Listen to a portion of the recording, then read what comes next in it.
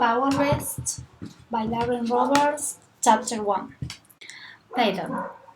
Thick, not wicked runs down my arm. Blood.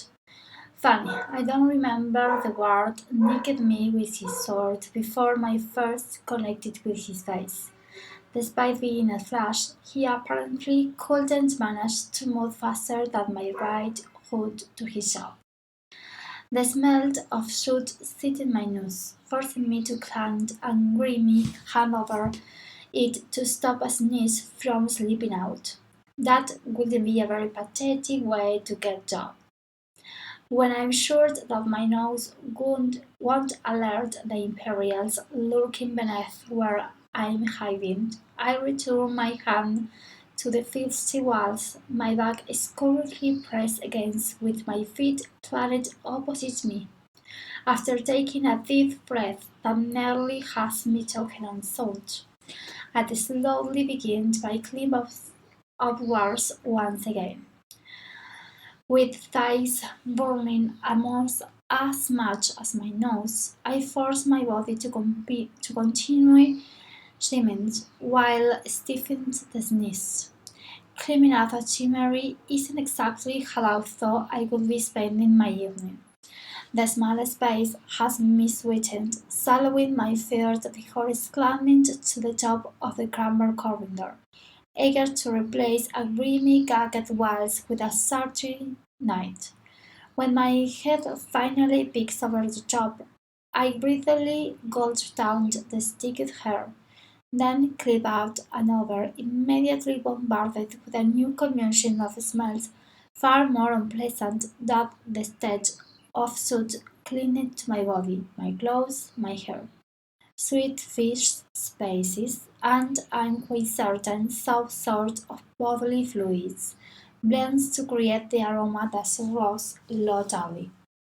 Balancing atop the chimney, I strain my eyes on the shower's roof to inspect my sticky arm. I nearly forgot to examine it without the usual beating pain that accompanies a sword slice to remind me.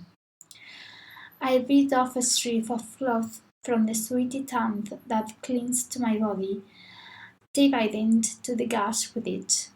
Athena's going to kill me for winning her stitching again. I'm surprised when I don't feel the familiar twinge of pain as I rub at my arm with the raw fabric, impatiently sopping off the stickiness. And that's when I smell it. Honey. The same honey that belongs to the sticky bones oozing out of many pockets in my grayish vest and dripping down my arm. Mistaken for blood, I sighed, rolling my eyes at myself. It was a welcome surprise, not a rest. Even honey soaked my clothes, bits trying to wash blood out. I take in a deep breath and look out over the clement. Run down buildings, casting shadows by the flickering lampposts dotting the street. There is not much electricity here in the slums, but the kind generally spares us a few lampposts. Thanks to the balls and scholars using their abilities to create a sustained power grid, I have to work exceptionally hard to stay in the shadows. Farther from the slums, the more the rows of shops and homes slowly improve in condition and size. Sacks turned into homes, homes turned into mansions, leading up to the most doubting building of all. Squinting through the darkness, I can just barely make out the looming towers of the royal castle and the sloping dome of the bold arena that resides beside me. My eyes flick back to the wide street stretched out before me, scanning the surrounding sketchy buildings. Lutably is the very heart of a slum, pumping cream and trade through the city. I tried the dozens of other alleys at the street jutting off from it, getting lost in the maze that is a city before offering a sigh or smile or small smiles to the familiar street beneath me. Home, sort of, technically. A home implies that one has a roof over their heads. But the stars are far more fun to stare at than a ceiling. I would know, seeing that I used to have a ceiling to stare at every night, back when I had not need to the stars to keep me company. My treacherous gaze swept across the city to where I know my former home lies wedged between Magnard and elm trees, where a happy little family is lightly sitting around the dinner table, laughing and discussing their day with one another. I heard a tune, following by the murmuring of voices that dragged me from my bitter thoughts. Strained to her, I can just make out the muffled, deep voice that belongs to the world I so kindly received of his duties a short while ago. Come out right behind me, quiet as a mouse, and then the next thing I know, I get a tap on the shoulder that is a fist on my face. A very irritated and very rimmer voice echoes off the chimney. You're a flash, for Blake's sake. Aren't you supposed to be fast or something? She takes a deep breath. Did you at least get a look at his face before he let him drop me again? All I saw were his eyes. They were marvelous. Blue, very blue. The woman hopes in irrigation. How helpful. Let me just stop every person and look and see if the ears match your vivid description of very blue. I stifled my snort as something pressed from the other end of the door, following by the chorus of Murphy's footsteps from the ground of rotting gold, shifting beneath several new pairs of boots. I immediately deduced that there are more wars have joined the hunt. And that's my cue. I hop off the chimney and grab one onto the raised ledge of the roof, swinging my legs over the sides to dangle above the street. Blowing out of breath, I let go a bit my tongue and beat my tongue against the jabs as gravity yanked me towards the ground. With a soft touch, I drove aggressively into a merchant's wagon beating with hay. The stiff straw pokes through my clothes like one of the Avena's pincushions, and a cloud of soot and high rises on the night breeze when I jump out onto the street. Passing the time but clutching straw from my tangled hair, I began my journey back to the fort, weaving through beat-up merchant cars all abandoned for the night, feet dancing over trash and broken triggers, looters slopping against alleys and or took it in between buildings whisper among themselves as I pass. I feel the weight of the dagger took it into my boots and relax at the comfort of the cool steel as I pass groups of fellow homeless huddling together for the night. I can see the faint shimmer of purple force files shadowing some, while others don't even have an ability strong enough to allow them to sleep peacefully, which is the exact reasons they call the slums their home. I keep my steps swift and sure as my eyes switch back and forth across the alleys, never letting my guard down. The poor don't discriminate. A shilling is a shilling, and they don't care if they jump someone worse off than them to get it. Several words cross my path as I zigzag down the street, forcing me to slow down to steer clear of them. Every shop, corner, and street has been bested to give off living, wild, informal law enforcers. These brutal imperials have been stationed everywhere along the David by decree of the king due to an increase in employment. Clearly has nothing to do with me. I slip down a smaller item, making my way towards the dock end. There, tucked in the corner, is a mangled barricade of broken merchant carts, cardboard, old trees, and plague knows what else. Before I even had a way to the piles of garbage we call home, a face obscured by the wheel shoulders legs course pops up over the fort. Did you get it? Untightly her long legs from where she sits, she forcefully stands and pressed right through the 3-4 wall of her trash barricade without a second thought. And then she's bounding toward me with so much hope in her eyes that you think I offer her a real roof over her head and a warm meal. And so I can give her neither of those things. I do have something far better in her opinion. I sigh. I offended you of me, Adela.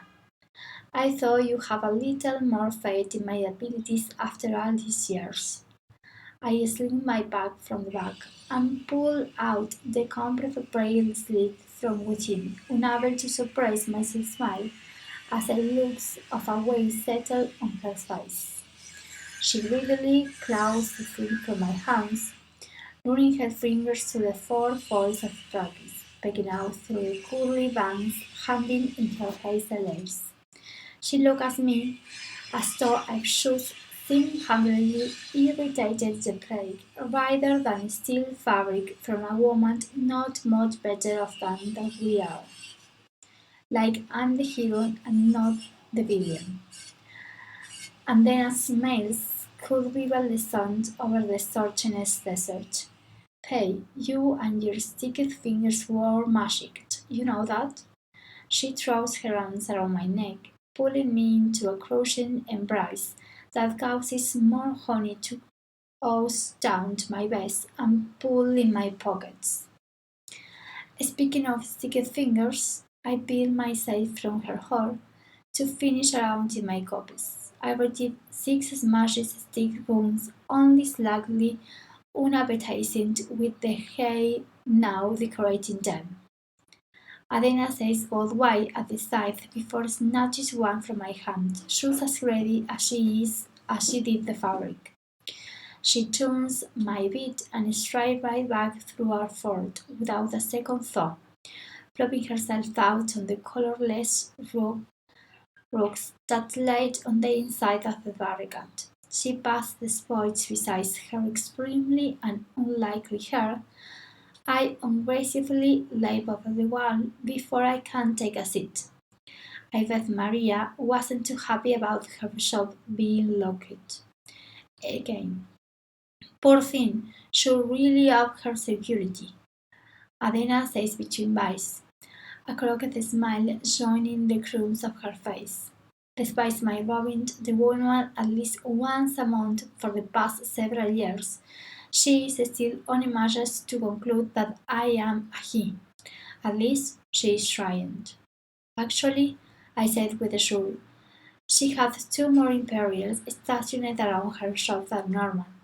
She must be getting tired of all the stolen sticky wounds over the years.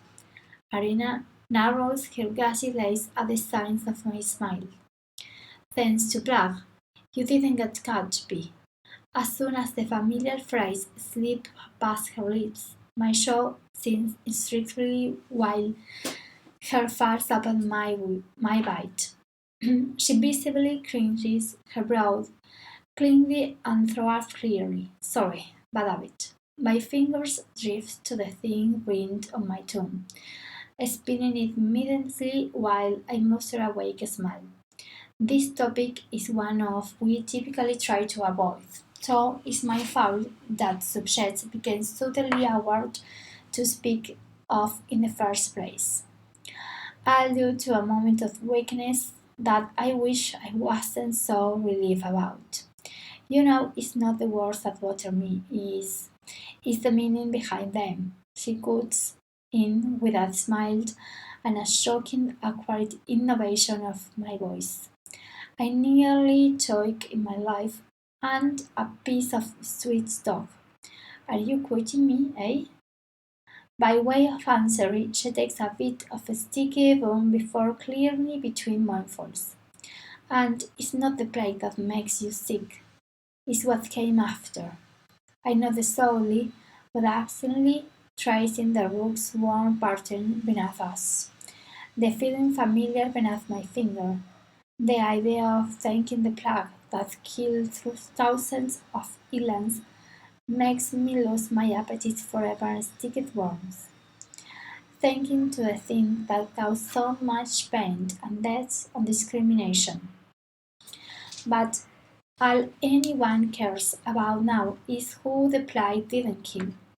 The kingdom was isolated for years to keep the skinniest from spreading to the surrounding cities, and only the strongest in Ilias survives the disease that altered the very structures of humans. The fast became exceptionally faster, the strong became unbeatable, and those who lurked in the shadows could become the shadows.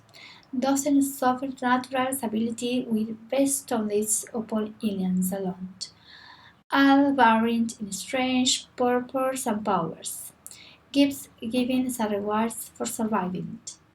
They are elite, they are extraordinary, they are exceptional, says Adena Trilos, poking in her stick wound while struggling to form words for once. Should be careful, P. If you get caught and are unable to talk yourself out of it, I'll be fine, I said far too casually, ignoring the worry that washes over me. This is what I do, eh? What I always done. She sighed through her smile, waving a dismissive hand. I know, you can handle yourself with the elites. I feel that rush of relief once again, making me feel both guilty and grateful that she truly knows me, because not all those who survived the plague were fortunate enough to get gifted with abilities. No, the ordinaries were just that ordinary, and over the next several decades following the plague, the ordinaries and elites lived in peace until King Henry decreed the ordinaries were no longer fit to live in his kingdom. It was over 3 decades ago when sickness swept through the land, due to the outbreak of what was likely a common illness. The king's healers used the opportunity to claim that ordinaries were carrying an undetectable disease, saying it was likely the reason they hadn't developed abilities. Extending exposures to them became harmful to both elites and their powers, and over time the ordinaries were during the abilities elites are so protective of. I fight the urge to roll my ears at the thought. My father believed that was bullshit, and I think no differently. But even if I have proof of the king lion through his teeth, it's not as though a girl from the slums is in any position to be believed. But the king couldn't allow his elite society to be weakened or worse by mere ordinaries. Extinction was not an option for the extraordinary, and so began the purging. And now, decades later, tales of the body that scatters the stand under the scalding sun are casually passed around campers, scary story whispers among children. Sticky fingers close over me. The honey quieting Athena's hands, as sweet as the springy smile she shares with me.